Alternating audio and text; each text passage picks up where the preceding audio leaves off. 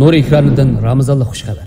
Nur ekrani xalqimizning diniy engini o'stirish va ma'naviyatini beyitish maqsadida har yili Ramazon oyida yangi mazmunlarni sunib kelayotgan bo'lib, 2024-yillik Ramazon oyidimi xalqimizga o'zini to'ntish uchun islom tarixi nomli 30 qismlik darslik huzuringlarga sunildi. Bu darslar Ramazon oyi bo'yicha har kuni suhur vaqtida bir qism tarqitilgan bo'lib, Odam alayhisalomdan boshlab payg'ambarimizgacha bo'lgan payg'ambarlar tarixi, payg'ambarimizning hayoti, 4 xalifaning hayoti, Umayylar davlati va xalifalari, Abbosiylar davlati va xalifalari, Qarxoniylar davlati, Samoniylar davlati, G'aznaviylar davlati, Fatimiylar davlati, Buyuk Seljuqiylar davlati, Andalus islom imorati, Mamlukiylar davlati, Osmoniylar davlati, Aratna Uyg'ur davlati, Saidiya davlati, Qashqariya davlati qatorliq islom tarixidagi xalifaliklar va podshohlarning tarixiy so'zlari. Tarix ilm demakdir. Tarix tajriba demakdir. Tarix siyosat demakdir. Tarix bilganlar xatolikni takrorlashdan saqlanadi.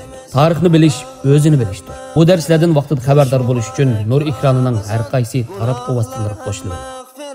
Xush muborak Ramazon.